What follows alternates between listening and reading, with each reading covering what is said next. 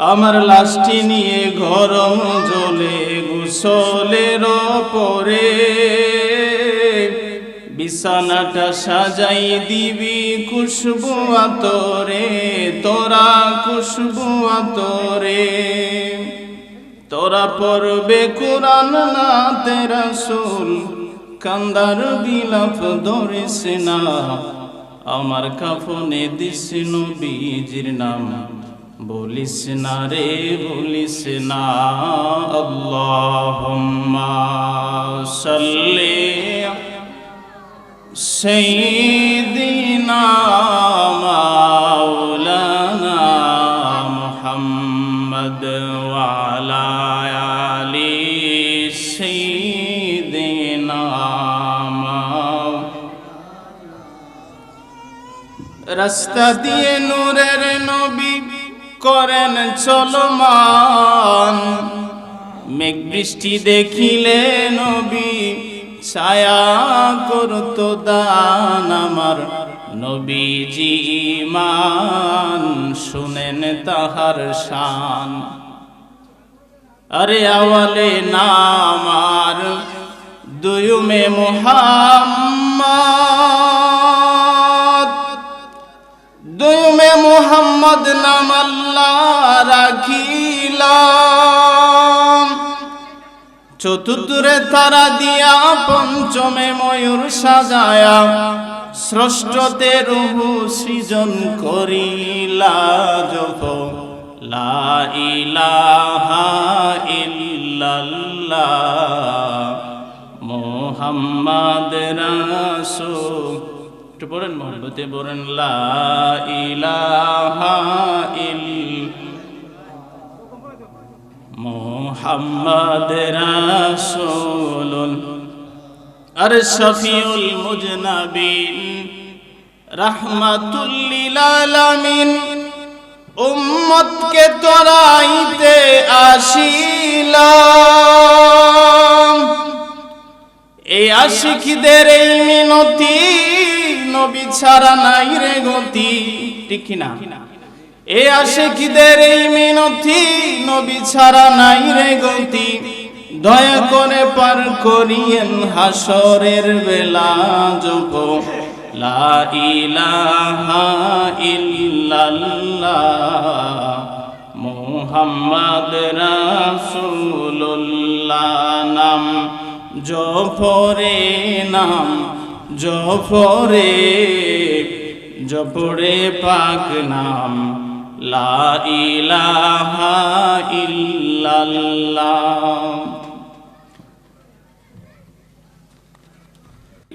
লাখো কোটি মুমিন মুসলমানের মধ্য থেকে আমার আপনার মতন অযোগ্য নালায়েক গুনাহগার বান্দাদেরকে নির্বাচন করে পৃথিবীর শ্রেষ্ঠ স্থান উলামায়ে কেরামের মজলিসে কোরআন হাদিসের মাহফিলে বা ওয়াক বা আজমত বা মাহাব্বত শামিল হওয়ার তৌফিকটুকু দান করেছেন। অবনীত চিত্রে হৃদয়ের আবেগ অনুভূতি উজাড় করে দিয়ে উচ্চসিত কণ্ঠে কালিমাতুশ শুকর আদায় করি আমরা সবাই জবান খুলে মহব্বত একবার করে বলি আলহামদুলিল্লাহ। লাখো কোটি দুরূদ আর সালাম ওই নবীর উপর, যিনি হলেন সৃষ্টির প্রধান আকর্ষণ, সমস্ত নবী রাসূলগণের মাথার মুকুট, নূরে মুজাসসাম নূরে মুহাম্মদ সাল্লাল্লাহু আলাইহি ওয়াসাল্লামের উপর। আমরা সবাই পড়ি সাল্লাল্লাহু আলাইহি ওয়াসাল্লাম। রাসূল সাল্লাল্লাহু আলাইহি ওয়াসাল্লামের উপর দুরূদ শরীফ পাঠ করা এটা কি সাধারণ কোনো ফজিলতপূর্ণ ইবাদত? না, খুবই গুরুত্বপূর্ণ ফজিলতপূর্ণ ইবাদত দুরূদ শরীফ পাঠ করা। আল্লাহ পাক কোরআনে বলেছেন আকিমুস সালাহ, কিন্তু কোরআনে কোথাও নাই আল্লাহ পাক বলছেন আকিমুস সালাহ, তোমরা নামাজ কায়েম করো। বান্দা বান্দির উপর নামাজ ফরজ করেছেন। আল্লাহ নিজে নামাজ পড়েন এই কথা কোরআনের কোথাও নাই। আল্লাহ বলেছেন ওয়া আতুজ যাকাত, যাকাতের কথা বলছেন, যাদের উপর যাকাত দেওয়া ফরজ তোমরা যাকাত আদায় করো। কিন্তু কোরআনের কোথাও নাই আল্লাহ পাক নিজে যাকাত দেন এই কথা কোরআনের কোথাও নাই। আল্লাহ পাক রব্বুল আলামিন বান্দা বান্দির উপর এক মাস রোজা রাখার ফরজ করেছেন। আল্লাহ নিজে রোজা রাখেন এ কথা কোরআনে কোথাও নাই, কিন্তু দুরূদ শরীফ এমন একটা ইবাদত, আল্লাহ বলেন ইয়া আইয়ুহাল্লাযীনা আমানু সাল্লু আলাইহি ওয়া সাল্লিমু তাসলিমা। হে ইমানদারগণ, আমি এবং আমার ফেরেশতাদেরকে নিয়ে আমার হাবিবের উপর দুরূদ পাঠ করি, তোমরাও পাঠ করো। সুবহানাল্লাহ। তাহলে বোঝা গেল নামাজ আল্লাহর হুকুম, আল্লাহর সুন্নত নয়। রোজা আল্লাহর হুকুম, আল্লাহর সুন্নত নয়। যাকাত দেওয়া আল্লাহর হুকুম বান্দার উপর, কিন্তু আল্লাহর সুন্নত নয়। কিন্তু দুরূদ শরীফ পাঠ করা এমন একটা ইবাদত, আল্লাহর হুকুমও এবং আল্লাহ পাকের সুন্নত। সুবহানাল্লাহ। যাই হোক, কয়েকটা কথা বলবো আমি পরকালের বিষয় নিয়ে, কয়েকটা কথা বলবো। আমার আলোচনার যতটুকু সামনে আগে নিয়ে যা চেষ্টা করব। আল্লাহ পাক রব্বুল আলামিন আমাদেরকে পৃথিবীতে পাঠাইছেন। পৃথিবীতে আমরা আসছি হুজুরে পাক সাল্লাল্লাহু আলাইহি ওয়াসাল্লামের উম্মত। আল্লাহ পাক কবুল করেছেন বিদায় আমাদের শ্রেষ্ঠত্ব, দাম, মর্যাদা আল্লাহ পাক বাড়িয়ে দিয়েছেন।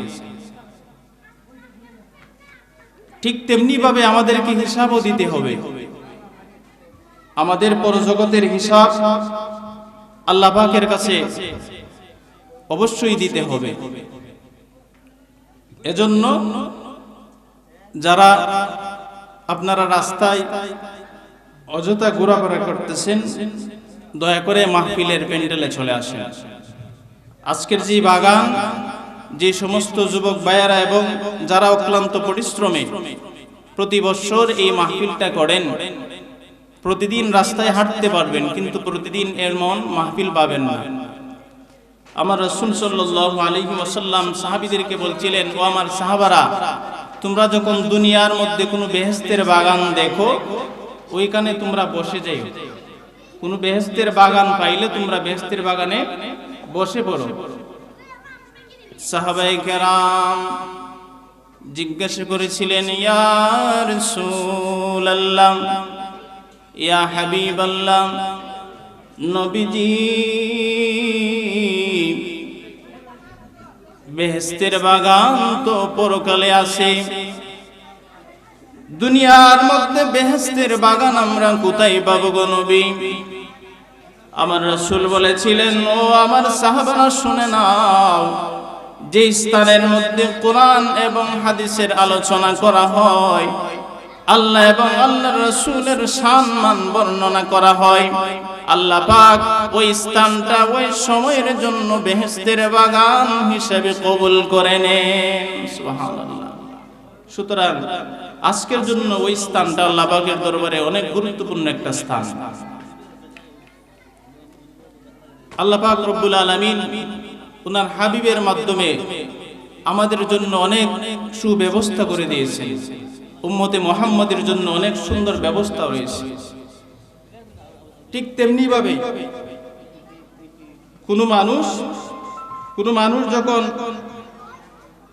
মানুষ যখন ইবাদত করবে, আল্লাহর দিকে ইবাদতের মাধ্যমে সামনে যাবে, আল্লাহ পাক বান্দাকে কবুল করে তার কাছে টেনে নেবে।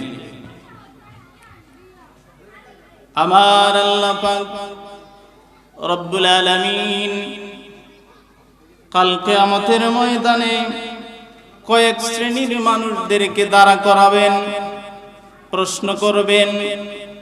তার মধ্যে এক শ্রেণীর মানুষ হচ্ছে যারা কোরআন সুন্দরভাবে তেলাওয়াত করত, কারি সাহেব। আমার আল্লাহ বলবে, হে কারি সাহেব রে, দুনিয়াতে তোমরা সুন্দর তেলাওয়াতের মাধ্যমে তোমরা মানুষকে কোরআন পড়ে শোনাতে, আমি আল্লাহর কাছে বলো, আজকে দুনিয়াতে যে তোমরা কোরআন তেলাওয়াত করতে, কার জন্য তোমরা কোরআন তেলাওয়াত করতে? ওই সময় ওই সমস্ত মানুষ বলবে, রব্বুল আলামিন, প্রভু গো, আমি আপনার সন্তুষ্টি অর্জনের জন্য কোরআন তেলাওয়াত করতাম। আল্লাহ পাক রব্বুল আলামিন বলবেন, মিথ্যাবাদী তুমি, কাযযাবতা তুমি মিথ্যাবাদী, আমার জন্য কোরআন তেলাওয়াত তুমি করো নাই। এজন্য বলতে চাই প্রত্যেকটা ইবাদতের পিছনে আপনারা যারা আজকে এই মাহফিলে আসে, মাহফিলের পরিবেশ হয়েছে, আপনারা যারা দয়া করে যদি মাহফিলের ভিতরে আসেন, আল্লাহ পাকের সন্তুষ্টি অর্জনের লক্ষ্যে যদি আপনারা বসে যান, কিছু কোরআন তেলাওয়াত এবং কোরআন হাদিসের রাসূলের সম্মান কিছু শুনে নিজে আমল করেন, শুনেন, হয়তো আল্লাহ পাক এর উসিলা করে হয়তো আল্লাহ পাক আপনাকে কবুল করে নিতে পারেন। একটু দুরূদ শরীফ পড়েন। সালাতুন ইয়া রাসূলুল্লাহ আলাইকুম সালামুন ইয়া হাবিবাল্লাহ আলাইকুম সালাতুন ইয়া রাসূলুল্লাহ সালামুন ইয়া হাবিবাল্লাহ আলাইকুম। কবরের জগৎ, আমাদেরকে যেতে হবে ওই কবরের জগতে। পরকালের বিষয়ে আমি কয়েকটা কথা বলছিলাম। আমার রাসূল সাল্লাল্লাহু আলাইহি ওয়াসাল্লামের প্রিয় সাহাবী হযরত উসমান জিন্নুরাইন, আমার রাসূল একদিন বলেছিলেন উসমান ফিল জান্নাহ, আমার উসমান জান্নাতি। হযরত উসমান রাদিয়াল্লাহু তাআলা উনি বুঝতে পারলেন রাসূল সাল্লাল্লাহু আলাইহি ওয়াসাল্লাম এত বড় সুন্দর একটা উপাধি দিলেন, এত সম্মানিত ওনাকে করলেন, তারপরে উনি কবরের পাশে গিয়ে অনেক সময় কান্না করতেন। কবরের পাশে গিয়ে উনি কাঁদতেন। সাহাবারা প্রশ্ন করতে, হুজুর আপনি কবরের পাশে কেন কাঁদেন? আল্লাহ রাসূল সাল্লাল্লাহু আলাইহি ওয়াসাল্লাম তো হাসরের ভয়াবহতার বর্ণনা বলছেন, জাহান্নামের আগুনের কথাও বলছেন, কিন্তু আপনি কবরের কথা স্মরণ করে সব সময় কেন কাঁদেন? হযরত উসমান বলে, এ আমার সাহাবী ভাইরা শুনে নাও, হাসরের ময়দানে যখন উঠবে একজনের পাশে আরেকজন থাকবে, জাহান্নামের মধ্যে যখন আগুনে দেওয়া হবে একজনের পাশে আরেকজন থাকবে। কবর এমন একটা জগৎ রে, যে কবরে আমি উসমান একা একাই কবরে থাকতে হবে। জানি না যদি আমার আল্লাহ ওই কবরে আমাকে আটকে ফেলে, তাহলে আমার পরকালের প্রথম স্টেশন কবর যদি আমি আটকে যাই, প্রত্যেকটা স্টেশনে আমি উসমান আটকে যাব। এজন্য ওই কবরের চিন্তা করে করে আমি চোখের পানি ফেলি। সুবহানাল্লাহ। এই হচ্ছে সাহাবীদের আখলাক। সাহাবায়ে কেরাম পরজগতের প্রতি এমন একটা ধারণা ছিলেন। ওই কবরের ব্যাপারে একখানা হাদিস শরীফ বলি, সহিহ বুখারীর 1338 নং হাদিস। قال رسول الله صلى الله عليه وسلم, আমার রাসূল বলেন, আল আবদু ইযা উদিয়া ফি কবরি, কোন মানুষকে যখন কবরে রাখা হয়, ওয়া তুওয়াল্লিয়া ওয়া যাহাবা আসহাবুহু, যখন মানুষ তাকে কবরে রেখে ওয়া তুওয়াল্লিয়া পিছনে ফেলে যখন সবাই চলে আসে, হাত্তা ইন্নাহু লা ইয়াসমাউ কুরআনিহি, তখন ওই মৃত ব্যক্তির দেহের ভিতরে আল্লাহ পাক রূহ দেন। কি দেন? রূহ দেন। রূহ দেওয়ার পর ওই মৃত ব্যক্তি তার সঙ্গে সঙ্গে তার চোখ খুলে তখন তার কর্ণকহরে মানুষের পায়ের হাঁটার আওয়াজ শুনতে পায়। সুবহানাল্লাহ। মানুষ যেন চলে যাইতেছে, তাকে দাফন করে তখন প্রথমেই সে শুনতে পায় মানুষের হাঁটার আওয়াজ। কেমন হবে ওই সময়টা যখন আমরা থাকবো? হাত্তা ইন্নাহু লা ইয়াসমাউ কুরআনিহি, তাকে যখন তার মধ্যে যখন রূহটা দেওয়া হয় তখন সঙ্গে সঙ্গে বুঝতে পারে মানুষ চলে যাইতেছে। ফায়াতিয়ানিহি মালাকান, তারপরে দুইজন ফেরেশতা তার কবরের মধ্যে আসে। দুইজন ফেরেশতা এসে প্রশ্ন করে তাকে, যদি উত্তর দিতে পারে, মুমিন হয়, তাহলে আল্লাহ পাক তার জন্য জান্নাতের সুব্যবস্থা করে রেখেছে। আর যদি মুনাফিক হয়ে ঈমান হারা হয়ে যদি কবরে যাওয়া হয় তাহলে কি ভয়াবহতা। সুতরাং আল্লাহ পাক রব্বুল আলামিন ওনার প্রিয় হাবিবকে পৃথিবীতে পাঠিয়েছিলেন ওই কবর, যেই কবরের কথা আল্লাহ পাক রব্বুল আলামিন মানুষকে বারবার কোরআনের মাধ্যমে ওনার হাবিবের মাধ্যমে পরকালের প্রতি বিশ্বাস স্থাপন করার জন্য বারবার ইঙ্গিত করেছেন, বারবার বলেছেন। এজন্য বলা হয়, কবি বলেন, তুই মরিলে কান্দিবে কয়জন, ওরে মন তুই মরিলে কান্দিবে কয়জন। যখন আপনি মরবেন তখন বুঝতে পারবেন। সুতরাং আল্লাহ পাক রব্বুল আলামিন পরকালের প্রতি বান্দার জন্য যে আদেশ দিয়েছেন স্মরণ করানোর জন্য আল্লাহ রাসূল সাল্লাল্লাহু আলাইহি ওয়াসাল্লাম পৃথিবীতে আসলেন। আমার নবী যখন দ্বীনের দাওয়াত দিতে শুরু করে দিলেন, মক্কাবাসীরা দুইটা দল হয়ে গেল। কয়টা দল হয়েছে? দুইটা দল হয়েছে। একটা দল আল্লাহওয়ালা, আর একটা দল হয়ে গেল শয়তানওয়ালা। একটা দল হয়ে গেল ফেরেশতার চেয়ে উত্তম, আর একটা দল হয়ে গেল জানোয়ারের চেয়ে নিকৃষ্ট। একটা দল হয়ে গেল জান্নাতি, আর একটা দল হয়ে গেল জাহান্নামী। আল্লাহ পাক দুই দলের কথাই কোরআনে বলছেন, রাদিয়াল্লাহু আনহুম ওয়া রাদু আন। তাদের ব্যাপারে আল্লাহ খুশি, আল্লাহর ব্যাপারে তারা খুশি। কেমন তারা? বলতেছিলাম ইসলাম আমরা পেয়েছি, সেই ইসলাম কেমন করে আসছে আমরা কি জানিনি। সেই ব্যাপারে আমাদের কোনো অবগত আছে কিনা? আমরা হয়তো বাবার সন্তান মুসলমান, দাদা মুসলমান, বাবা মুসলমান, সন্তান আমরা মুসলমান। আমার রাসূল সাল্লাল্লাহু আলাইহি ওয়াসাল্লাম যখন ওই মক্কা নগরীতে ইসলাম গ্রহণ করে ইসলামের প্রচার প্রসার যখন শুরু করলেন, সাহাবায়ে কেরাম কষ্টের বিনিময়ে ইসলামের মধ্যে তারা প্রবেশ করেছেন।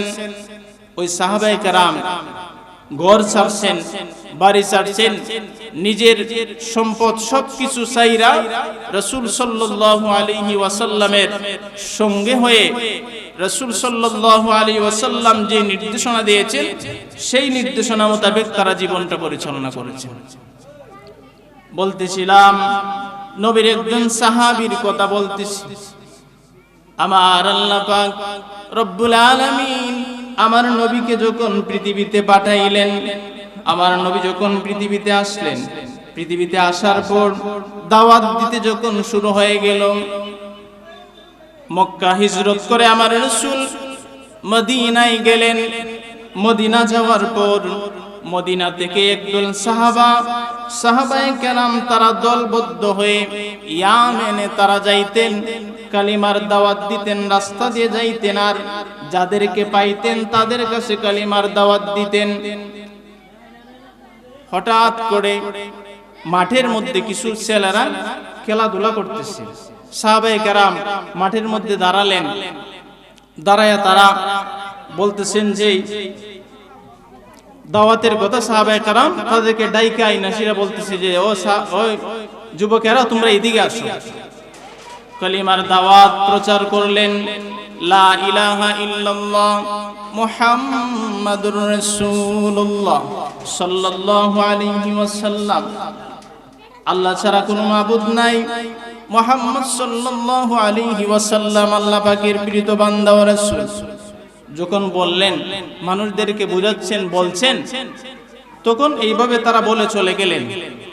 বাচ্চারা আবার যুবক, এক শ্রেণীর তরুণ যুবকেরা আবার তারা এই কথা শুনে আবার খেলায় চলে গেল। তার মধ্যে একজন সন্তান, একজন যুবক, সে যে স্থানের মধ্যে দাঁড়িয়ে ছিল ওই স্থানের মধ্যে সে দাঁড়িয়ে আছে যে স্থানে সাহাবায়ে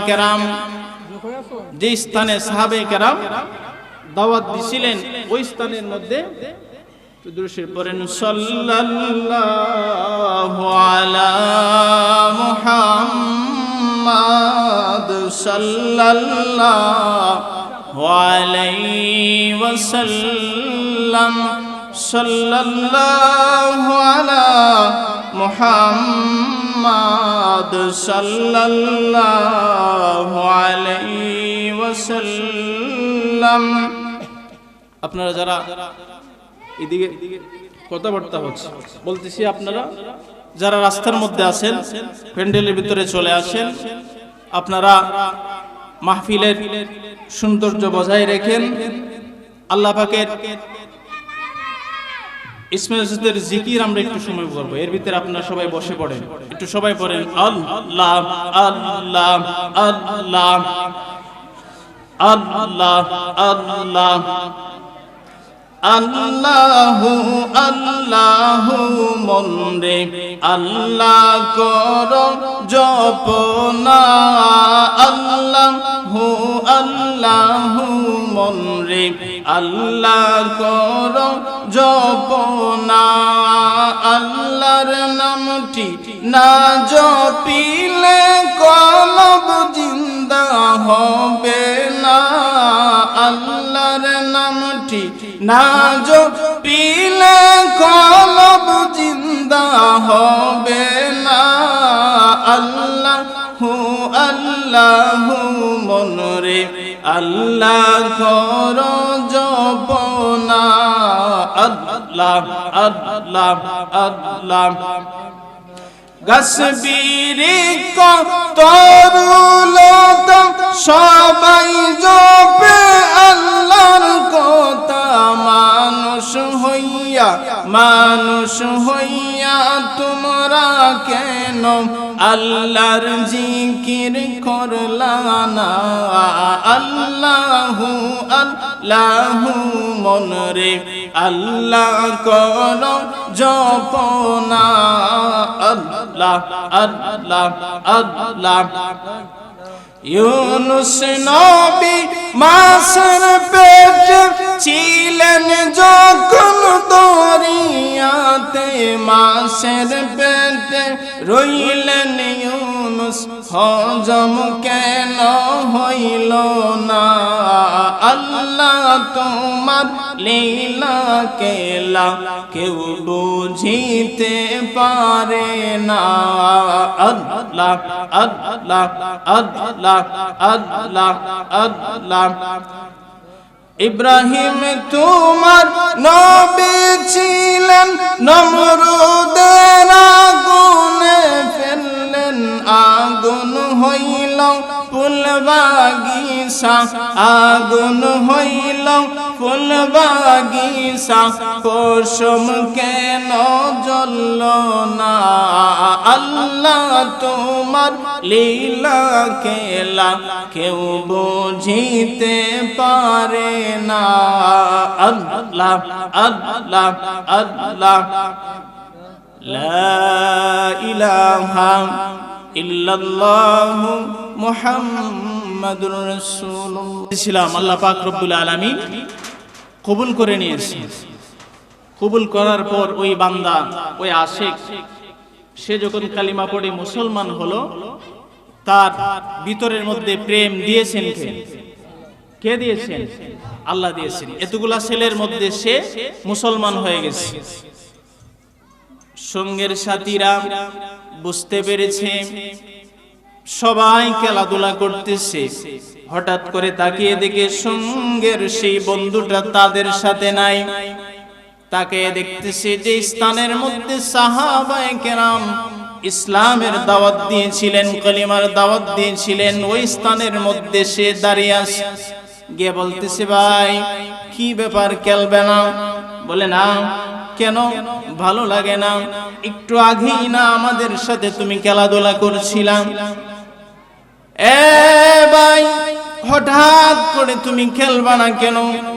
বলে, ভালো লাগে না, আমার মনটা জানি কেমন কেমন করতেছে। সুবহানাল্লাহ, মনটা জানি কেমন কেমন করতেছে। বলে, তাই নাকি? কি করতেছে?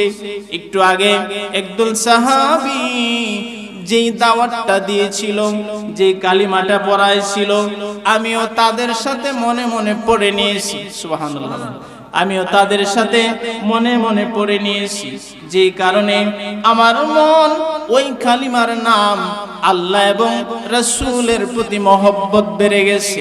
যতক্ষণ পর্যন্ত ওই নবীকে না দেখব, ওই নবীর হাতে হাত রেখে যতক্ষণ পর্যন্ত ইসলাম গ্রহণ না করব, ততক্ষণ পর্যন্ত আমার মনে আর শান্তি আসবে না। হঠাৎ করে তারা বলতেছে, ভাই কি বলতেছো?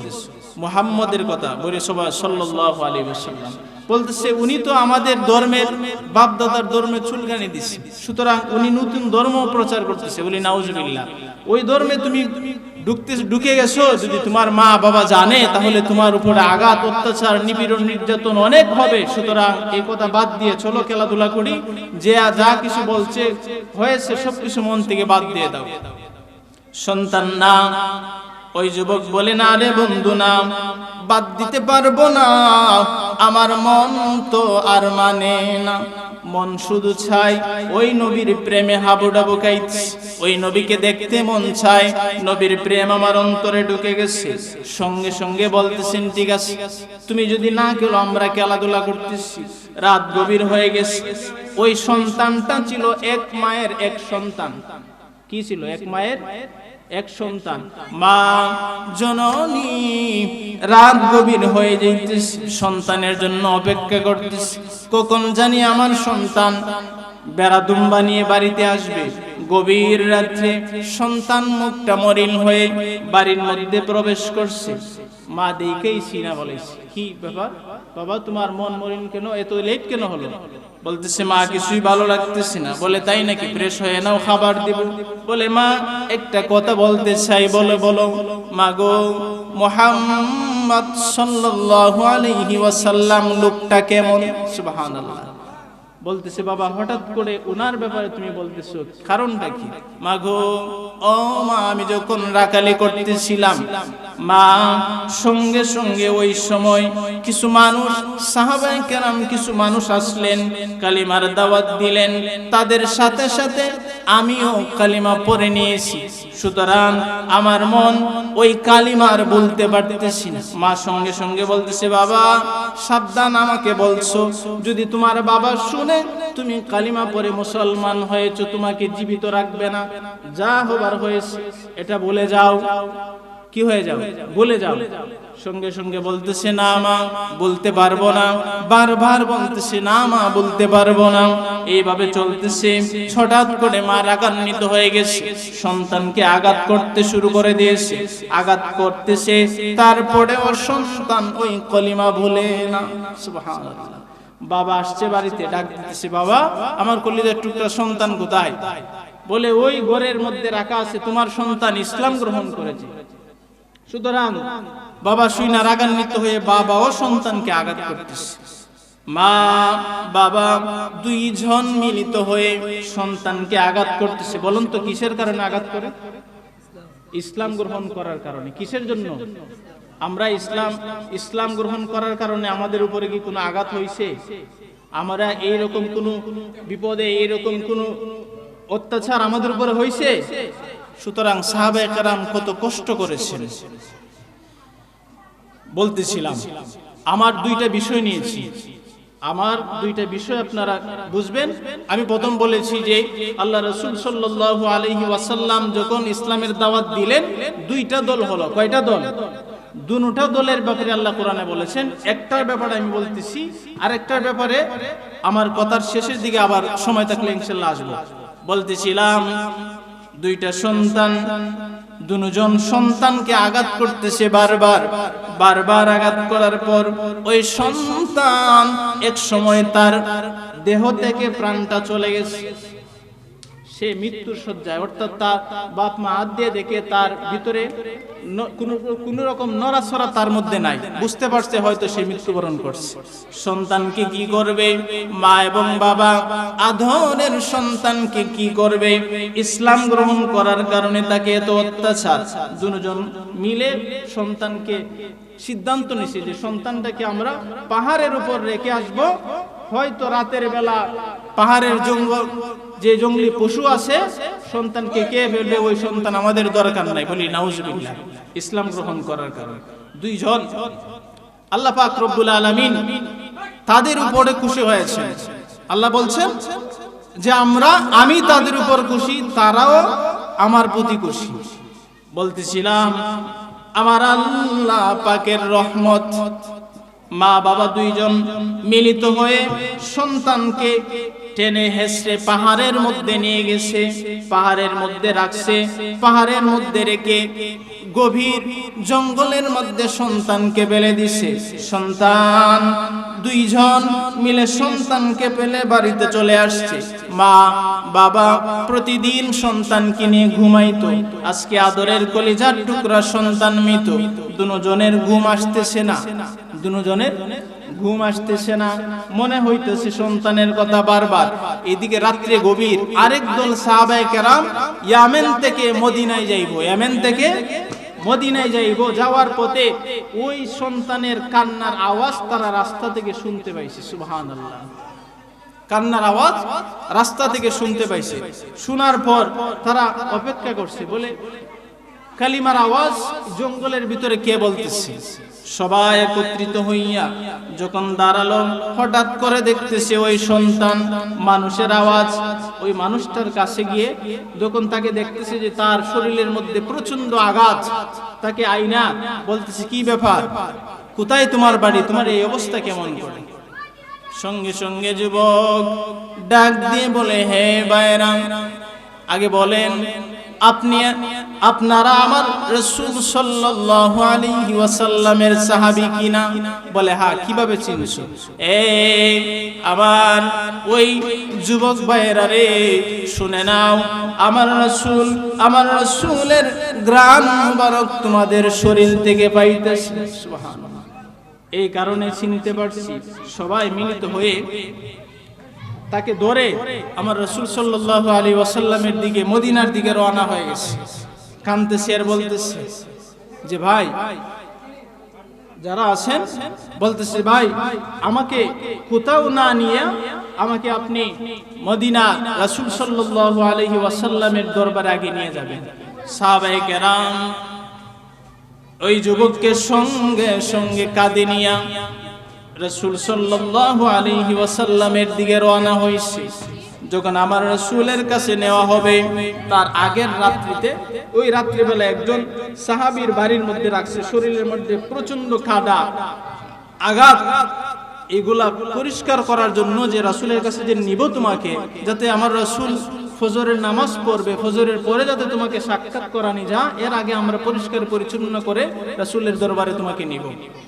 ওই সাহাবী বলতেছে, ও আমার সাহাবী ভাইরা, আমার মন মানে না, আমার রাসূলের কদমে আমাকে নিয়ে যাও। আমার রাসূলের কদমে না নিলে আমার মন শান্ত হবে না। শরীরের প্রচন্ড আঘাত, আমি ওই ব্যথা অনুভব করতে পারি না। আমার অন্তরে আমার হাবিবের মহব্বত ঢুকে গেছে। সুবহানাল্লাহ, সুতরাং নিয়ে যাও। রাসূল সাল্লাল্লাহু আলাইহি ওয়াসাল্লাম ফজরের নামাজ পড়ছেন, পরে দেখতেছেন যে কিছু সাহাবীরা একজন মানুষকে, আঘাতপ্রাপ্ত একজন মানুষকে নিয়ে রাসূলের কদমের মধ্যে আসছে। আমার রাসূল সাল্লাল্লাহু আলাইহি ওয়াসাল্লাম দেখে বলতেছেন কি ব্যাপার, এই অবস্থা কেন তার? বলতেছি ইয়া রাসূলুল্লাহ, তার মুখ থেকে শুনেন। সে বলতেছি ইয়া রাসূলুল্লাহ, নবী গো, ও নবী, আমি মাঠে খেলাধুলা করতেছিলাম, আপনার একজন সাহাবী মদিনা থেকে ইয়ামেনের দিকে যাচ্ছিলেন, তারা কালিমার দাওয়াত দিচ্ছিলেন। দাওয়াত শুনে আমি ইসলাম গ্রহণ করেছি। আমার শরীরের প্রচন্ড আঘাতগুলা দেখতেছেন, আমার মা আর বাবা মিলিত হয়ে আমাকে এভাবে আঘাত করছে, যেই কারণে, সেই কারণটা হচ্ছে আমি কেন ইসলাম গ্রহণ করেছি। নাউজুবিল্লাহ বলেন, আমি এই জন্য আঘাতপ্রাপ্ত হয়েছি। আমার রাসূল ডাক দিয়ে বলতেছে, ও সাহাবী রে, এটা এমন দরবার, মা বাবার কোনো বিচার এই দরবারে হয় না। সুতরাং তুমি তো তোমার মা বাবা পাইছো, আঘাত করছে, এটা মা বাবার বিচারের দরবার না। বলি ইয়া রাসূলুল্লাহ, আমার মা বাবার বিচার আপনার কাছে দিচ্ছি না, শুধু আপনার কদমে আমাকে আশ্রয় দেন। আমার রাসূল বলে, ও আমার সাহাবারা, আমার ওই নতুন সাহাবীকে তোমরা পরিষ্কার পরিচ্ছন্নতা করে তাকে আবার তার বাড়িতে পাঠাও, তার মা বাবার কাছে আবার পাঠাও অনুমতি নেওয়ার জন্য। সুবহানাল্লাহ। শেষ পর্যন্ত আল্লাহ রাসূল সাল্লাল্লাহু আলাইহি ওয়াসাল্লামের কদমে এত কষ্টের পর ইসলাম গ্রহণ করেছিলেন। আমি বলছিলাম এটাই আল্লাহ পাক রব্বুল আলামিন কবুল করে নিয়েছেন, এজন্যই তাদের ব্যাপারে বলা হয়েছে রাদিয়াল্লাহু আনহুম ওয়া রাদু আন। আল্লাহ পাক তাদের ব্যাপারে খুশি, তারাও আল্লাহর ব্যাপারে খুশি। আরেকটা ব্যাপার আল্লাহ পাক আবার বলতেছেন, অন্যদের ব্যাপারে বলতেছেন, ওয়ালাহুম কুলুবুল লা ইয়াফকাহুনা বিহা ওয়ালাহুম আয়ুনুল লা ইউবসিরুনা বিহা ওয়ালাহুম আযানুল লা ইয়াসমাউনা বিহা উলাইকা কাল আনআম বাল হুম আদল। আরেক দলের ব্যাপারে বলতেছেন দুনিয়াতে এমন কোন মানুষ আছে রে যাদের মন আছে বুঝে না, কান আছে শুনে না, চোখ আছে দেখে না। মানুষ কয় এটা আবার কি মানুষ? কান আছে শুনে না, মন আছে দেখে না, চোখ আছে দেখে না, এটা আবার কোন মানুষ? আমার আল্লাহ কয় আমি বলছি নাকি মানুষ? উলাইকা কাল আনআম, তারা চতুষ্পর জানোয়ারের মতো। না রে না, জানোয়ারেরও কিছু বুদ্ধ আছে। বাল হুম আদল, তারা জানোয়ারের চেয়ে নিকৃষ্ট। ১৫০০ বছর আগে আমার আল্লাহ পাক ওই দলের কথা বলছে। ওই ধরনের মানুষ আছে কিনা? নাই? আছে, কিয়ামত পর্যন্ত থাকবে। একটু উদাহরণ আপনাদেরকে দিই। কিছুদিন আগে টকশুতে বসে একজন বলেছিল, শুদ্ধ করে যে সালাম দিবে, একজন ডক্টর, তার নাম ডক্টর জিয়া, সে টকশুতে বসে বলেছিল যে শুদ্ধ করে সালাম দিবে, কথার শেষে আল্লাহ হাফেজ বলবে, তারা জঙ্গি মুসলমান। বলি নাউজুবিল্লাহ। শুদ্ধ করে সালাম যে দিবে, কথার শেষে যে আল্লাহ হাফেজ বলবে, তারা কি মুসলমান? জঙ্গি মুসলমান। এখন আমি আপনাদেরকে বলি, আল্লাহ পাক রব্বুল আলামিন যে সমস্ত মানুষদেরকে এই বুঝ দিয়েছেন, সে কিন্তু সাধারণ কোনো মানুষ নয়। সাধারণ কোনো মানুষ নয়। একজন ডক্টর, সে না বুঝে কথা বলে নাই, অবশ্যই বুঝে শুনে বলছেন। ওই আল্লাহ পাক দেন বলছেন, চোখ আছে দেখবে না, কান আছে শুনবে না, মন আছে বুঝবে না। ওই সমস্ত মানুষ হচ্ছে তারা। সে বলছে সে বলছে কি যে শুদ্ধ করে সালাম দিবে সে জঙ্গি মুসলমান। আমি বলতে চাই, যেই দেশে এক সময় গ্রামে গঞ্জের অনেক মসজিদগুলোর ইমামের তেলাওয়াত শুদ্ধ ছিল, সেই শুদ্ধ তেলাওয়াত শিখার জন্য আল্লামা সাহেব কিবলা ফুলতুলি রহমাতুল্লাহি আলাইহি দারুন কিরাত খুলেছিলেন। আজ সেই দেশে সে বলতেছে শুদ্ধ করে সালাম দেওয়া যাবে না। আমি বলে দিয়েছি, শতকরা ৯৫ জন লোক মুসলমানের দেশ। যেই দেশের মানুষ এশারের নামাজ পড়ে দুরূদ পড়ে ঘুমোতে যায়, যেই দেশের মানুষ ফজরের আজান শুনে তার ঘুম ভাঙে, সেই দেশে এক সময় আজান নিয়ে কথা হয়েছে। আজকে ডক্টর জিয়া সালাম নিয়ে, আল্লাহ হাফেজ নিয়ে কথা বলে। ঢাকার ওই রাজধানীতে শীততাপ নিয়ন্ত্রিত কক্ষে বসে সিকিউরিটি গার্ড পাহারায় ইসলামের বিরোধিতা করে যায়। পারলে মুমিন সুন্নি জনতার সামনে এসে বলো, পিঠের চামড়া নিয়ে যাওয়া যাবে না। ঠিক কিনা বলেন? ওই সমস্ত মানুষ যাদের ব্যাপারে আল্লাহ পাক ১৫০০ বছর আগে বলেছিলেন, ওয়ালাহুম কুলুবুল লা ইয়াফকাহুনা বিহা ওয়ালাহুম আয়ুনুল লা ইউবসিরুনা বিহা ওয়ালাহুম আযানুল লা ইয়াসমাউনা বিহা। তাদের মন আছে, তারা অনুভব করতে পারবে না, চোখ থাকবে দেখবে না, কান আছে শুনবে না।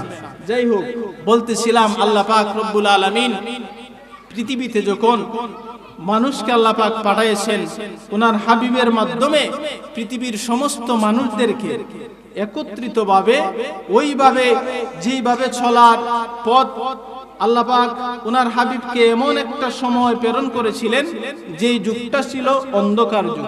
কিসের যুগ? অন্ধকার যুগ। আল্লাহ রাসূল সাল্লাল্লাহু আলাইহি ওয়াসাল্লাম যখন মক্কার অলিগলিতে হাঁটতেন, আবু জাহেল আমার রাসূলের দুশমনি করত।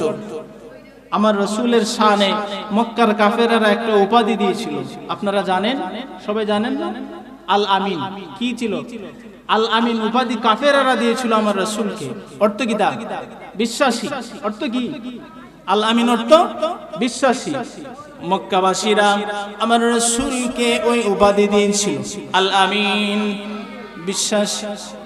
আবু জাহেলকে একদিন বলতেছে, ও আবু জাহেল, আপনি তো মুহাম্মদ সাল্লাল্লাহু আলাইহি ওয়াসাল্লামের বিরোধিতা করেন, আবার ওনার কাছে টাকাও জমা রাখেন, এই কারণটা কি?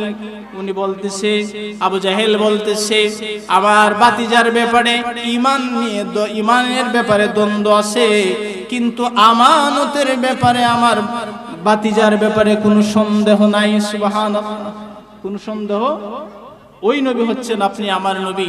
সুতরাং আমার রাসূল সাল্লাল্লাহু আলাইহি ওয়াসাল্লাম পৃথিবীতে আসছেন, আসার মাধ্যমে উম্মতে মুহাম্মাদীর কিয়ামত পর্যন্ত আমাদের সম্মান বেড়ে গেছে। তার কারণ একটা হচ্ছে, উনি হচ্ছেন আখিরি জামানার নবী, আখিরি নবী, শেষ নবী। উনি কি নবী?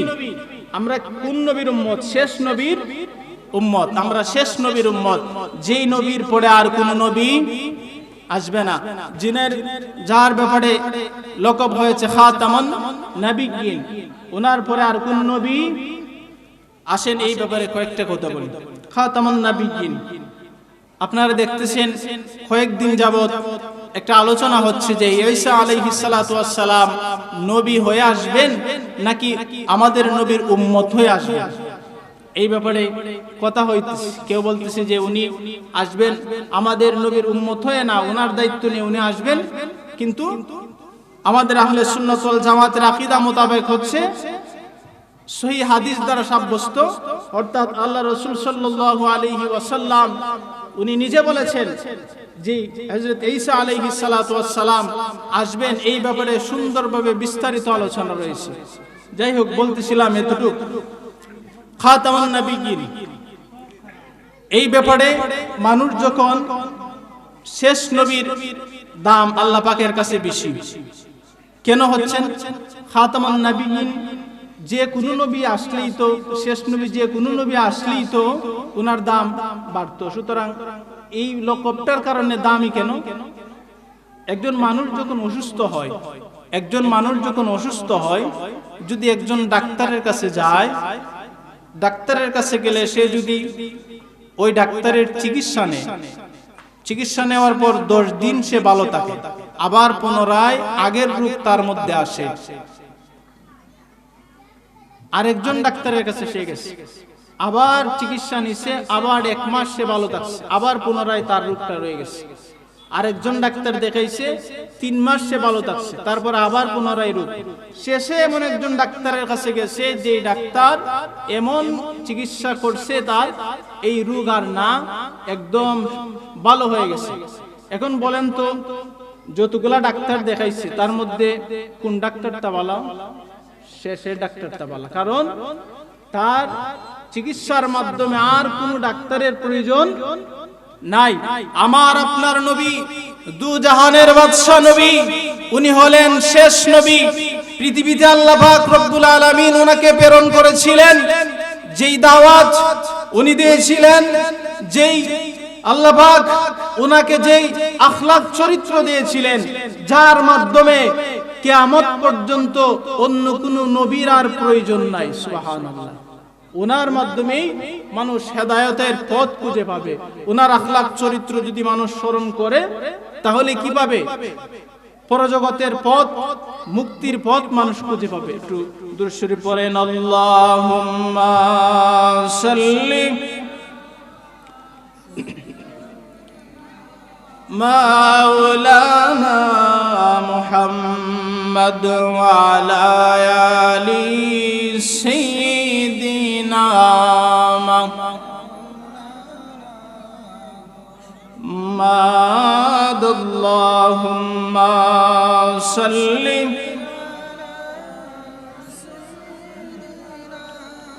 মাওলানা মুহাম্মদ ওয়া আলা আলি সাইয়্যিদিনা।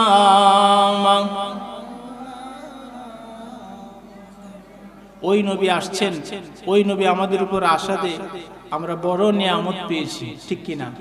এই ব্যাপারে সর্বক্ষণ যদি কোনো মুমিন বান্দা আল্লাহর কাছে শুকর আদায় করে, তাহলে বান্দার শুকর যত করবে আল্লাহ পাক বান্দার প্রতি তত খুশি হবে। সুবহানাল্লাহ।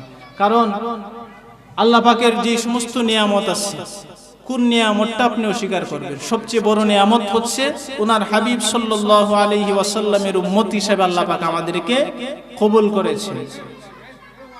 আপনারা একটা ঘটনা শুনছেন, এক সময় একজন বাদশা ছিল, বাদশা হারুন। ওনার আমলে, ওনার যুগে একজন মজজুব পাগল ছিল বাহলুল নামে। কি নামে?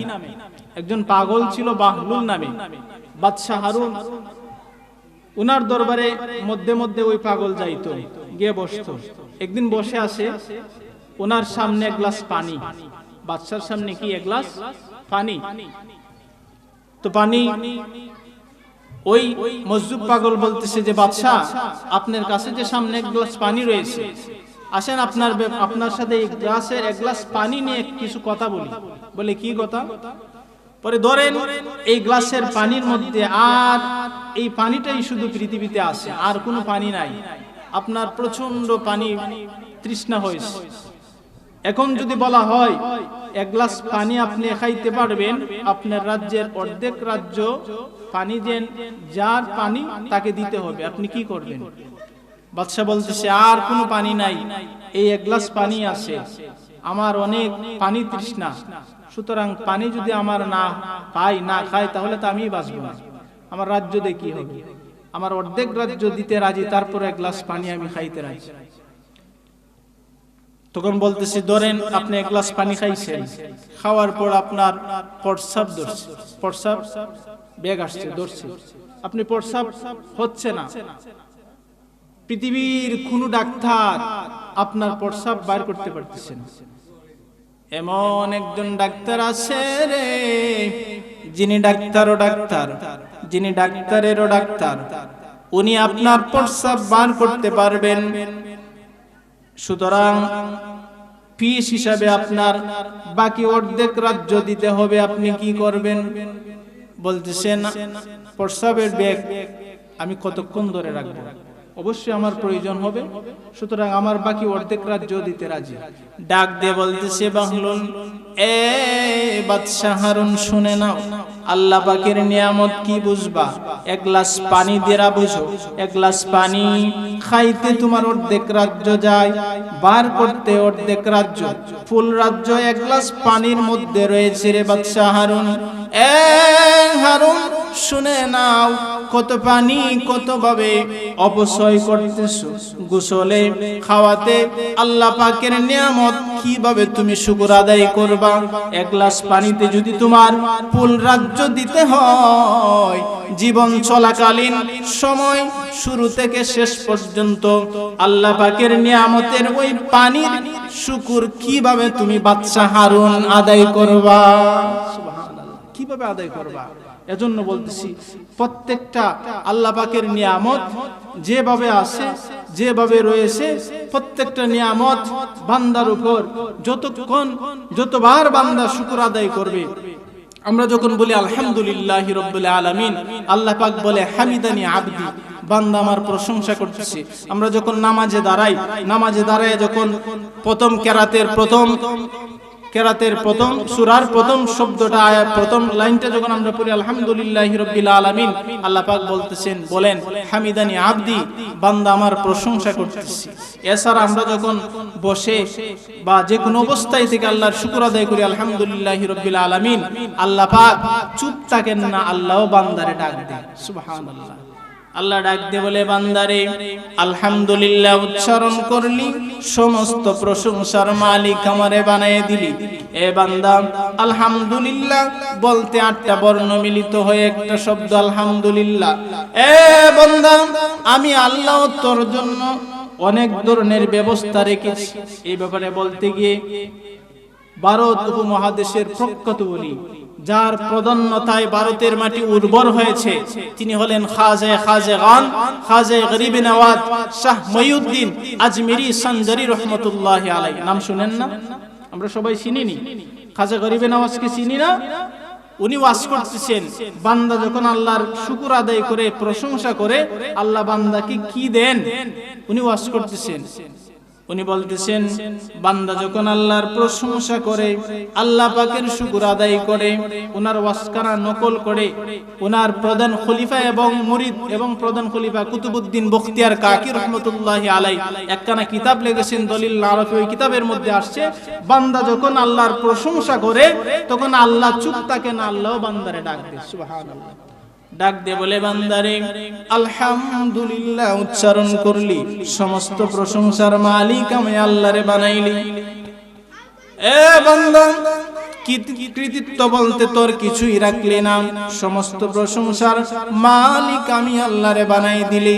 যা রে বান্দা যা, আমি আল্লাহ তো 8টা জান্নাত বানাইছি। আল্লাহ বলতেছে, বান্দারে আলহামদুলিল্লাহ উচ্চারণ করার কারণে আমি আল্লাহ তোরে 8টা জান্নাতের মালিক বানায়া দিলাম। সুবহানাল্লাহ।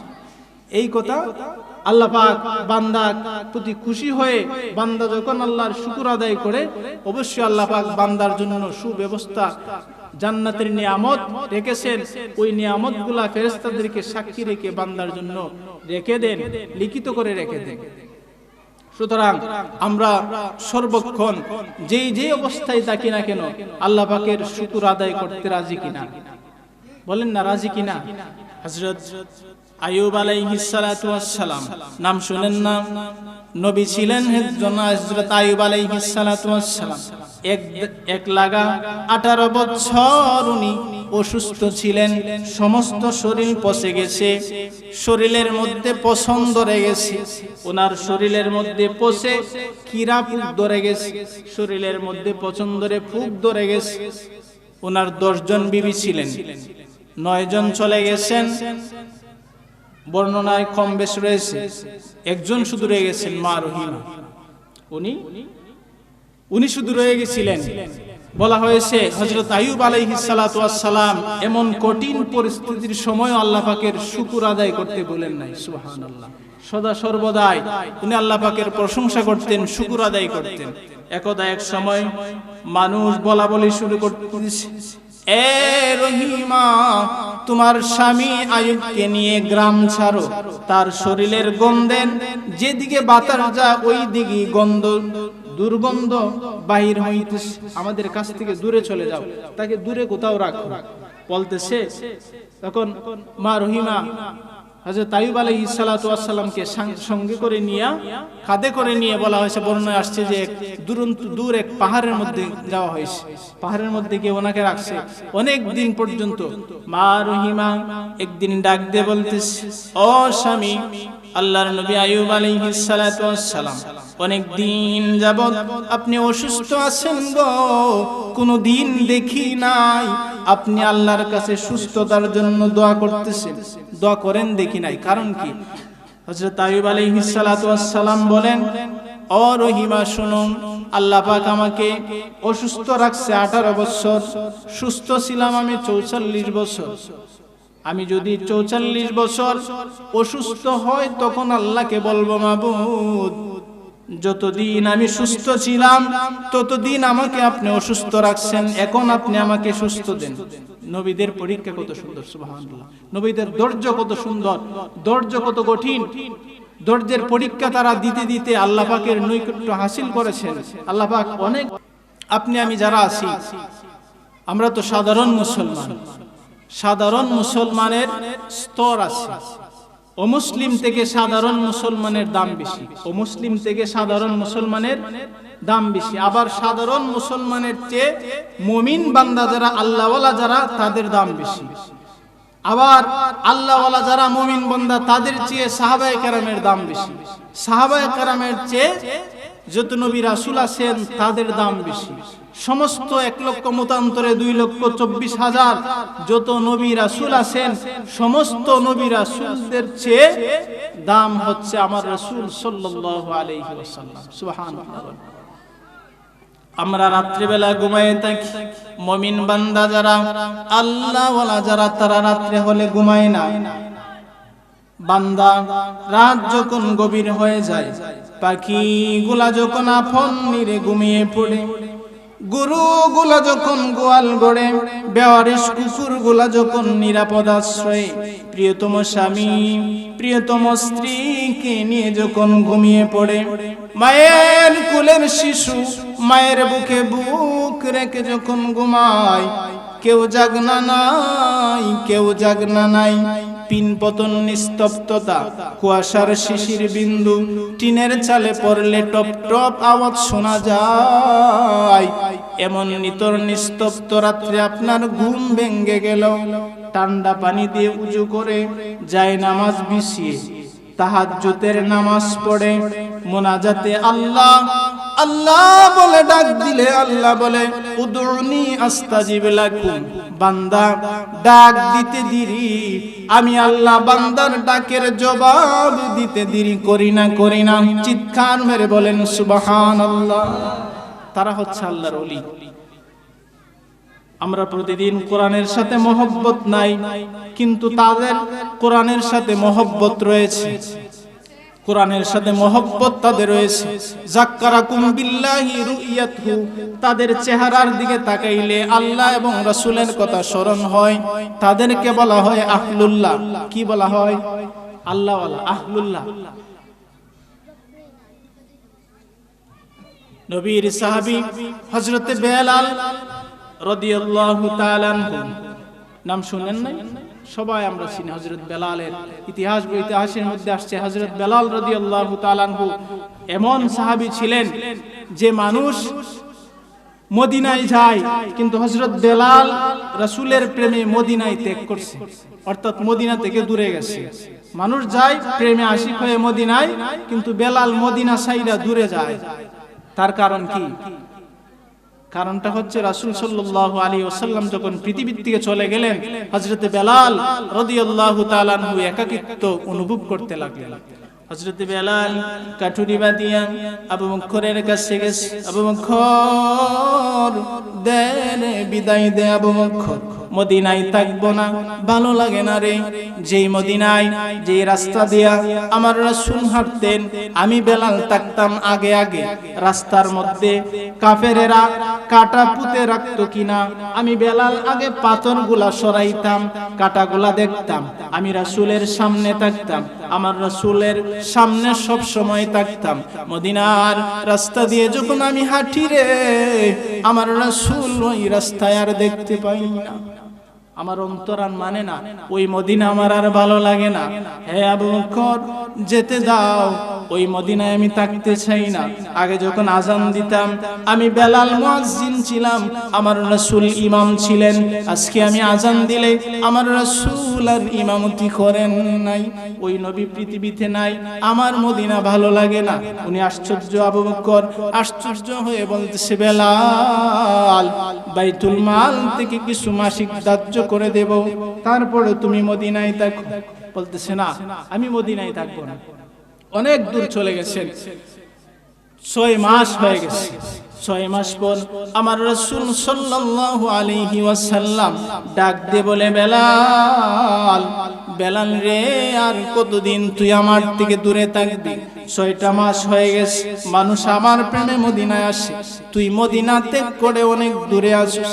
এ বেলাল আয় আয় আয়, আমার রওজার পাশে আয়, একটু সালাম দে, আমার কাছে আয়। বেলাল ঘুম থেকে উঠে হাউ মাউ করে কান্না শুরু করে দিছে, মদিনার দিকে রওনা দিছে। সুবহানাল্লাহ, মদিনার দিকে রওনা দিছে। হযরত বেলাল মদিনায় রওনা দিছে। ফজরের সময় মদিনায় আসছে। মুয়াজ্জিন, নতুন মুয়াজ্জিন দেখে আশ্চর্য, হযরত বেলাল আসছে। 6 মাস পর মদিনার মধ্যে একটা কান্নার রুল পড়ে গেছে, বেলাল আসছে। বেলাল রাস্তা দিয়ে যে যায় সবাই বলে, শুনছনি নবীর সাহাবী, নবীর সেই মুয়াজ্জিন হযরত বেলাল আসছে। সবাই ডাকতেছে, সবাই একজন একজনকে বলতেছে। হযরত বেলাল এক স্থানের মধ্যে, মসজিদে নববীতে এক স্থানের মধ্যে উনি বসে আছেন। সবাই বাড়িঘরের এলাকার মক্কার অলিগলিতে একই রুল পড়তেছে, কথার আওয়াজ। বেলাল আসছে মদিনায়। সব সাহাবী একত্রিত হয়ে বেলালের কাছে আইসা বলতেছে, বেলাল আমার রাসূল যখন মদিনায় ছিল, আমার রাসূল যখন জীবিত ছিল, পৃথিবীতে যখন ছিলেন, তুমি বেলাল আজান দিতে আমরা তোমার আজান শুনে নামাজে আসতাম। রাসূল সাল্লাল্লাহু আলাইহি ওয়াসাল্লাম চলে গেছেন, তুমি বেলালও হঠাৎ করে চলে গেছো, এতদিন পরে তুমি আসছো। বাচ্চারা মাকে বলতেছিল, মা নবীর মুয়াজ্জিন বেলাল মদিনায় আসছে, মনে হয় রাসূল আসবে। অর্থাৎ বেলালের চেহারার দিকে তাকাইলে, যে বেলাল তার দিকে রাসূলের প্রেম থাকার কারণে তাকে দেখলেই মানুষ মনে করে সাইরে বেলাল আসছে, মনে হয় রাসূলও পৃথিবীতে আসবে। সুবহানাল্লাহ, এই প্রেম ছিল। এটাকে বলা হয় যে যারা যাক্কারাকুম বিল্লাহি রুইয়াতহু, তাদের চেহারার দিকে তাকাইলে আল্লাহ এবং আল্লাহ রাসূলের কথা স্মরণ হয়। হযরত বেলালের কাছে এসে সবাই বলতেছে, বেলাল একটু আজান দিবানি, অনেক দিন যাবত তোমার আজান শুনি না।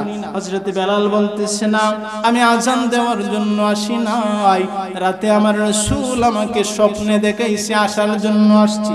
সব সাহাবীরা গুল হয়ে আমার হযরত বেলালকে বলতেছে, বেলাল আজান দাও। হযরত বেলাল বলে, না, সবাই বুঝতে পারছে রাসূলের প্রিয় নাতি ইমাম হাসান আর হুসাইনকে বলো। ইমাম হাসান আর হুসাইন যদি হযরত বেলালকে বলে, তাহলে হয়তো হযরত বেলাল আজান দিতে পারে। সুবহানাল্লাহ। ইমাম হাসান আর হুসাইন হযরত বেলালের কুলের দ্বারে এসে বলতেছে, বেলাল অনেক দিন পর আপনি আসছেন, একটু দেন না, আজান দেন। আপনার আজান শুনে রাসূলের সাল্লাল্লাহু আলাইহি ওয়াসাল্লামের যুগের যে কল্পনাটা, আমরা কল্পনার মধ্যে একটু সময় বাঁচতে চাই। সুবহানাল্লাহ, আপনি একটু আজান দেন। হযরত বেলাল দাঁড়ায় আজান দিলেন। যখন আশহাদু আন্না মুহাম্মাদুর রাসূলুল্লাহ বললেন, হযরত বেলাল আর ঠিক থাকতে পারলেন না, বেহুশ হয়ে গেছেন, পড়ে গেছেন। রাসূলের প্রেম হযরত বেলালের অন্তরে এমন ছিল যে বেলাল রাসূলের প্রেমে বাকি সময়টা আবার কিছুদিন থাকছে, বর্ণনা আসছে যে আবার কিছুদিন থাকার পরে উনি চলে গেছে। এটা ছিল, এজন্য বলা হয় আজকে আপনারা যারা আছেন, আমার রাসূল সাল্লাল্লাহু আলাইহি ওয়াসাল্লামের সাহাবী হযরত আবু বকর, হযরত উমর, হযরত উসমান, হযরত আলী রাদিয়াল্লাহু তাআলা আনহু, তাদেরকে দেখে আপনার প্রেম জাগ্রত করতে পারবেন না, তাদেরকে আর পাইবেন না। হযরত বেলালের মতন সাহাবীকে আপনারা দেখতে পারবেন না। কিন্তু এই যুগের মধ্যে এমন এমন আশেক আছে রে, যারা রাত্রে হলে ঘুমায় না, আপনি আমি ঘুমায় থাকি, তারা 12 তাসবিহ ওজিফা আদায় করে, প্রত্যেকদিন কোরআনের সাথে সম্পর্ক রাখে, প্রতিদিন 1 পারা 10 পারা 5 পারা তারা কোরআন পড়ে, তেলাওয়াত করে। ওই সমস্ত মানুষদেরকে বলা হয় আহলুল্লাহ। কি বলা হয়? আল্লাহওয়ালা, আল্লাহর ওলি। ওই সমস্ত মানুষের সোহবতে গেলে আত্মশুদ্ধি অর্জন হয়। কাসরাতে সোহবতে আউলিয়া, কাসরাতে সোহবতে আহলুল্লাহ। তাদের কাছে গেলে আপনার গুনাহমুক্ত জিন্দেগি গঠন করার মন চাইবে, গুনাহ ছাড়তে মন চাইবে, আল্লাহর প্রেমে দাবিত হবেন, রাসূলের প্রেম অন্তরে আসবে। ওই সমস্ত মানুষদের সোহবত পাইতে হলে তাদের কাছে যেতে হবে, তাদের কাছে যেতে হবে। কারণ তাদের আমল আর আমাদের আমল এক নয়, তাদের আমল আমাদের আমল এক নয়। ওই সমস্ত মানুষ যুগে যুগে আছেন, ওই সমস্ত মানুষ চলে গেলে আল্লাহ পাকের রহমতের খাজানার মধ্যে যে সমস্ত মানুষ আছেন, তারা চলে গেলে ওই এলাকার মানুষ বুঝতে পারে যে কোন মানুষ হারাইলাম, কোন মানুষ চলে গেছে, কোন আল্লাহওয়ালা চলে গেছে। আল্লাহ পাক রব্বুল আলামিন ওই সমস্ত মানুষদের কাছে গেলে বান্দার যে একটা গুনার মধ্যে যে ডুবে থাকে, ওই ডুবে থাকা সময়টা ছেড়ে আল্লাহর পথে আসার মন জাগ্রত হবে ওই সমস্ত মানুষদের কাছে গেলে। আমরা সবাই একটু দুরূদ শরীফ পড়ি। আল্লাহুম্মা সাল্লি সাইয়্যিদিনা মাওলানা মুহাম্মদ ওয়া আলা আলি সাইয়্যিদিনা।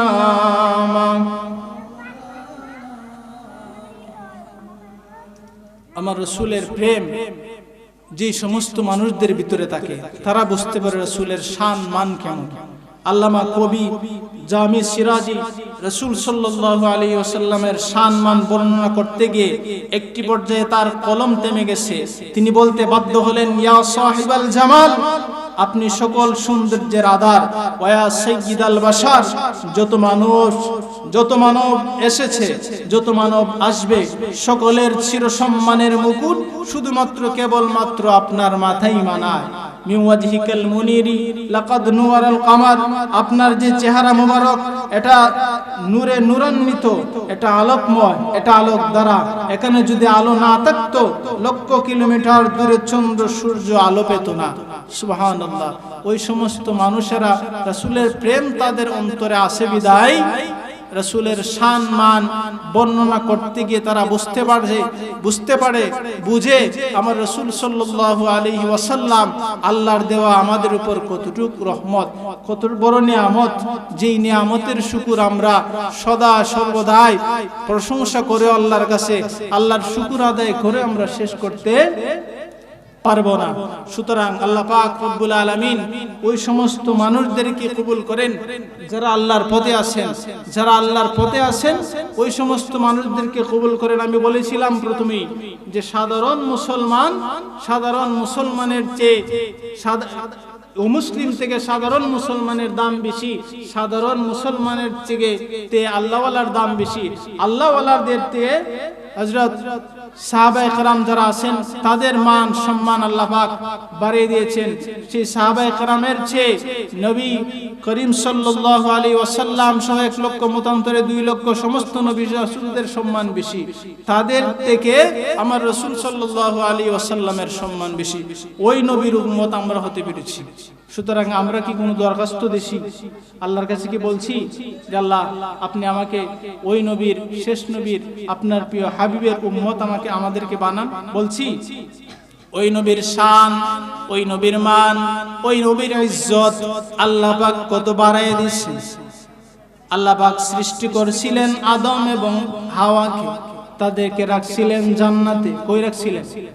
জান্নাতে রাখছিলেন। আদম আলাইহিস সালাতু ওয়াস সালাম ভুল করলেন, আল্লাহ পাক জান্নাত থেকে আদম এবং হাওয়াকে পাঠালেন, একজনকে জেদ্দায়, দুইজনকে দুই স্থানের মধ্যে রাখলেন। রাখার পর আল্লাহ পাক, বর্ণনা আসছে আপনারা শুনছেন, 350, কোনো বর্ণনা আসছে 300, কোনো বর্ণনা 350 বছর পর্যন্ত তারা কান্না করেছিল। শেষ সময় হযরত আদম আলাইহিস সালাতু ওয়াস সালাম বলেছিলেন, মাবুদ, যখন জান্নাতের মধ্যে ছিলাম গো আল্লাহ, জান্নাতের চৌকাঠের মধ্যে আপনার নামের সাথে লা ইলাহা ইল্লাল্লাহ মুহাম্মাদুর রাসূলুল্লাহ, আপনার নামের সাথে ওই নামটা দেখছিলাম। মাবুদ, আমার মনে হয় ওই নামটা সাধারণ কোনো নাম নয়, আপনার প্রিয় কোনো মানুষের নাম। ও মাবুদ, ওই নামের উসিলা আমি আদম আর আমার স্ত্রী হাওয়াকে আপনি মাফ করে দেন। আল্লাহ পাক বলছিলেন, আদম, আমার হাবিবের উসিলায় আমি তোমাকে মাফ করে দিলাম। সুবহানাল্লাহ। আমার রাসূল সাল্লাল্লাহু আলাইহি ওয়াসাল্লাম উনার শান মান মর্যাদা আল্লাহ পাক উম্মতে মুহাম্মদী সহ যে সমস্ত নবী রাসূলগণ আছেন, সমস্ত নবী রাসূলগণের চেয়ে উপরে যেই নবীর সম্মান মর্যাদা, ওই নবীর উম্মত আপনি আমি হতে পেরেছি। সুতরাং আল্লাহ পাক যে সমস্ত নিয়ামত বান্দাদেরকে দিয়েছেন, যারা আছে পৃথিবীতে, আপনি দেখেন, ইতিহাস খুলে দেখেন, যেই সমস্ত রাজা বাদশাহীরা, যে সমস্ত রাজা বাদশাহীরা পৃথিবীতে ছিলেন, একজন বাদশা ছিল সাদ্দাত, নাম শুনেন নাই? যে জান্নাত বানাইছিল দুনিয়াতে, আল্লাহকে টক্কর দিয়ে আল্লাহকে বলছিল, আল্লাহ আপনি নাকি জান্নাত বানাইছেন, আপনি নাকি পরকালে জান্নাত দিবেন, আপনার জান্নাত আমার প্রয়োজন নাই। নাউজুবিল্লাহ, আমি সাদ্দাত জান্নাত বানাবো আমার মতন করে দুনিয়াতে, ওনার মতন করে বানাইছে। 10,000 সুন্দরী রমণী দুনিয়ার থেকে নারী তার জান্নাতের ভিতরে ঢুকাই রাখছে, এদেরকে বানাইছে হুর। আল্লাহ পাক সময় দিছে। এই সাদ্দাতের ইতিহাস যদি আপনারা জানেন, আল্লাহ পাক রব্বুল আলামিন তার ব্যাপারে বলা হয়েছে যে সে ছিল একজন হযরত আজরাইল আলাইহিস সালাতু ওয়াস সালাম, আল্লাহ পাক একদিন বলেছিলেন, আজরাইল, তোমার জান কবজ করার ক্ষেত্রে কোনো মানুষের প্রতি কি তোমার কোনো সময় মায়া লাগছে? বলে, আল্লাহ, একটা মানুষের প্রতি আমার মায়া লাগছিল। বলে, কে? বলে, একটা মানুষ যখন সমুদ্রের মধ্যে নৌকা, ডুবন্ত নৌকা যখন চলছিল, ওই নৌকা যখন ডুবেছিল, ডুবার সময় একটা মহিলা তার একটা সন্তান প্রসব করেছিল। ওই সন্তান প্রসব করার পর আপনি বলছিলেন মহিলার জানটা কবজ করার জন্য। আমার খুব মায়া লাগছিল, বাচ্চাটাকে রাইখা মার জান কবজ করা আমার খুব বেশি মায়া লাগছিল। আল্লাহ পাক বলছিলেন, হে আজরাইল, তোমার কি মনে আছে ওই মহিলার জান তুমি কবজ করেছিলা? বলে, হ্যাঁ। ওই বাচ্চাটা কি করেছিল? বলে, মাবুদ, আপনি বলেছিলেন ওই বাচ্চাটাকে নদীর কিনারার মধ্যে রেখে যেতাম। আমি নদীর কিনারার মধ্যে রাখছি। আল্লাহ কয়ে, আজরাইল, ওই বাচ্চাটাকে নদীর কিনারার মধ্যে রাখার পর জংলার এক বাঘিনী তার বাচ্চাকে মেরে তার ওলানের দুধ ওই বাচ্চাকে খাওয়ায়া আস্তে আস্তে বড় করে জংলার এক শিকারী তার মাধ্যমে ওই লোকটাকে আমি সমাজের মধ্যে প্রতিষ্ঠিত করেছিলাম। আস্তে আস্তে সে প্রতিষ্ঠিত হয়ে তার বাদশাহী আমি আল্লাহ পাক তাকে দিয়েছিলাম। সে বাদশাহী পাইল। সবকিছু পাওয়ার পর আমি আল্লাহর সাথে যুদ্ধ ঘোষণা করলো। নাউজুবিল্লাহ। সব আমি আল্লাহ দিলাম, সবকিছু তাকে দিলাম, এত মান শান মর্যাদা তাকে দিলাম, একটা বাদশা বানাইলাম। ওই বাদশা হয়েছে আমি আল্লাহর সাথে টক্কর দে। মাবুদ, আল্লাহ বলতে কেউ নাই, আমি নিজে আল্লাহ, জান্নাত আমি বানাইব। নাউজুবিল্লাহ। সে বলার পরে আল্লাহ বলতেছিলেন যে ওই সাজ্জাদ জান্নাত বানাইছে, জান্নাত বানানোর পর আজকে জান্নাতটা উদ্বোধন করবে। তুমি আজরাইল যাও, ওই নাফরমান বান্দা যাতে ওই জান্নাতের ভিতরে প্রবেশ করতে না পারে। সুবহানাল্লাহ। দেখা গেছে আজরাইল আলাইহিস সালাতু ওয়াস সালাম সাধারণ বেশ ধরে, বর্ণনায় আসছে যে সাধারণ বেশ ধরে গিয়ে সাজ্জাদের কাছে গিয়ে দাঁড়ায় বলতেছে, সাজ্জাদ, ওনার কাছে গিয়ে উনি যে ঘোড়ার মধ্যে আরোহণ ছিল ওই ঘোড়ার মধ্যে আস্তে করে গিয়ে ধাক্কা দিচ্ছে। সাজ্জাদ বলতেছে যে সাধারণ অবস্থায় আমি একজন বাদশা, আজকে আমার জান্নাত উদ্বোধন করব, এই অবস্থায় কে আসছে আয়েশা আমার সাথে আমার কাছে ধাক্কা দিচ্ছে? বলতে, কে আপনি? বলতেছে, দেখেন আমাকে চিনতে পারেননি। বলে, না, এখান থেকে সরো। এ সাজ্জাদ, আমি আল্লাহর পক্ষ থেকে আসছি, মালাকুল মউত আজরাইল। সাজ্জাদের আর হুঁশ নাই। হায়রে, দুনিয়ার যে সমস্ত মানুষ আমরা আছি, চলতেছি, হইতেছি, জীবন চলতেছে, দুনিয়ার মায়া আসলে কিছুই না। যখন মৃত্যু আসবে তখন দেখবেন কে আপন কে পর। যখন মৃত্যু আসবে তখন বুঝবেন যে কে আপন কে পর। মৃত্যুর সময় বোঝা যায় একটা মানুষ কে আপন কে পর। দেখবেন এক বর্ণনায় বলা হয়েছে যে এক বৃদ্ধ মহিলা, এক বুড়া আর বুড়ি।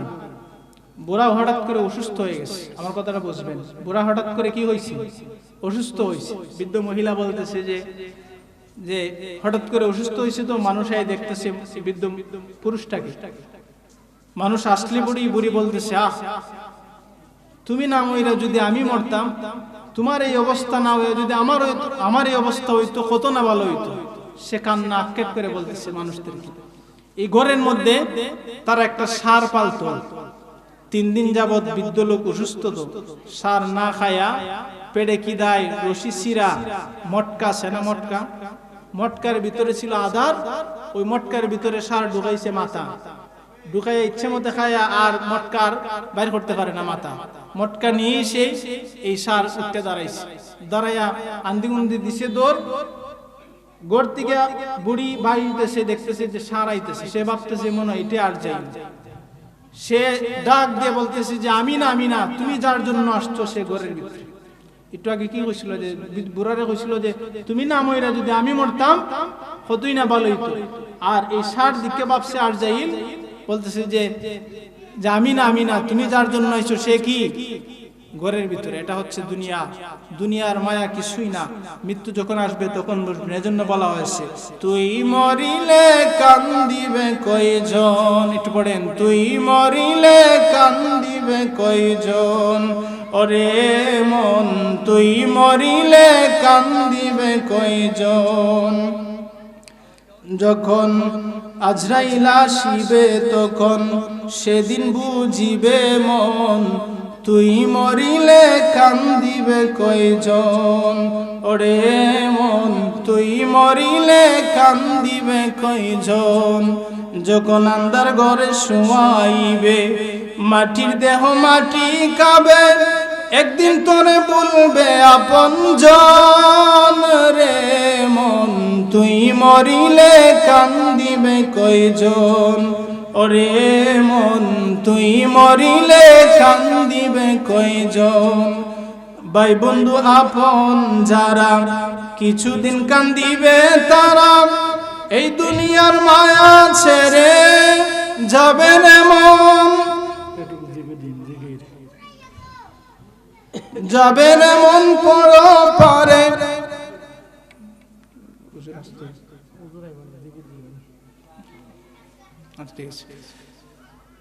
বলতেছিলাম মানুষ মরার পরে, আমার গজলটা বুঝেন।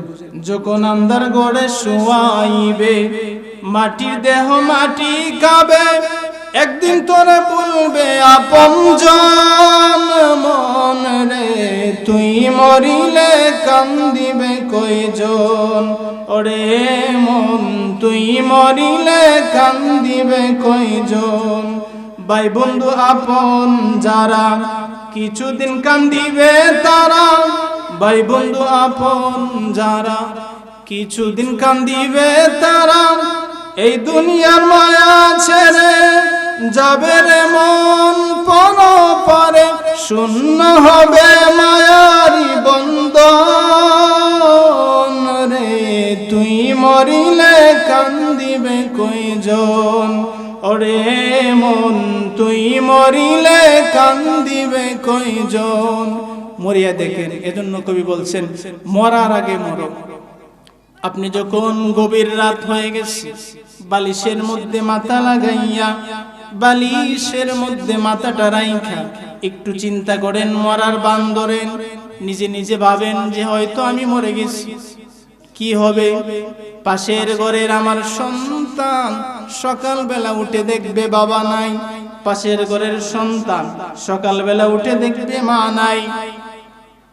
মাইকে এলান হয়ে যাবে, মসজিদের মাইকে এলান হয়ে যাবে, মসজিদের মাইকে এলান হয়ে যাবে, অমুক পাড়ার অমুক মিয়া দুনিয়ায় নাই।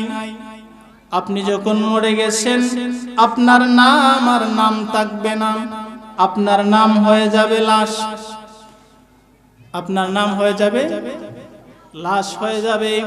আপনি দেখেন চিন্তা করে এই পৃথিবী কিছুই না, এই পৃথিবী ছেড়ে চলে যেতে হবে রে। ওই পৃথিবীর মায়া আপনি আছেন, যেই পৃথিবীর মায়া, এজন্য বলা হয়েছে 60 বছরের জীবনকে প্রাধান্য দিয়ে নষ্ট করতেছো অনন্তকালের জীবন। 60 বছরের জীবনকে প্রাধান্য দিয়ে নষ্ট করতেছো অনন্তকালের জীবন। একটু জিকির করেন লা ইলাহা ইল্লাল্লাহ। আপনি একটু, আপনারা যারা আছেন প্যান্ডেলের সামন থেকে যারা আছেন, রাস্তার মধ্যে যারা আছেন ভিতরে ঢুকেন, আর যারা বসে আসছেন একটু সামনে আসবেন, একটু সামনে আসেন। আপনারা ফাঁকা জায়গা গোলাপি লাভ করেন, একটু সামনে আসে বল। আমার কথাটা বুঝতেছেন? একটু সামনে আসেন, একটু আগে আগে সামনে আসেন। একটু দুরূদ শরীফ পড়েন আল্লাহুম্মা সাল্লি মাওলানা মুহাম্মাদ ওয়া আলা মাওলানা। একটু সামনে আসেন, একটু জিকির করেন আল্লাহ আল্লাহ আল্লাহ আল্লাহ। আল্লাহ আল্লাহ আল্লাহ। সামনে আসেন। আল্লাহ আল্লাহ আল্লাহ আল্লাহ। জিকির করো জিকির করো জিকির করো মুমিন গণ, এই জিকিরে আল্লাহ রাজি আর রাজি নবী গণ। আল্লাহ আল্লাহ আল্লাহ আল্লাহ। জিকির করো জিকির করো জিকির করো মুমিন গণ, এই জিকিরে আল্লাহ রাজি আর রাজি নবী গণ। আল্লাহ আল্লাহ আল্লাহ আল্লাহ আল্লাহ আল্লাহু আল্লাহু মনরে আল্লাহ করো জপনা। আল্লাহ আল্লাহ আল্লাহর নামটি না জপিলে কলব জিন্দা হবে না। আল্লাহু আল্লাহু মনরে আল্লাহ করো জপনা। আল্লাহ আল্লাহ গাছবিরি কতরুলতা সবাই জপে আল্লাহর কথা। মানুষ হইয়া তোমরা কেন আল্লাহর নামটি ডাকলাই না। আল্লাহ আল্লাহ আল্লাহ আল্লাহু আল্লাহু মনরে আল্লাহ করো জপনা। আল্লাহ আল্লাহ আল্লাহ আল্লাহ। আয়ুব নবীর রোগ হইল, মা রহিমা সঙ্গে রইল। আয়ুব নবীর রোগ হইল, মা রহিমা সঙ্গে হইল। জিহ্বাতে পশন ধরিল, আল্লাহর জিকির ছাড়ল না। আল্লাহ আল্লাহ আল্লাহু আল্লাহু মনরে আল্লাহ করো জপনা। আল্লাহ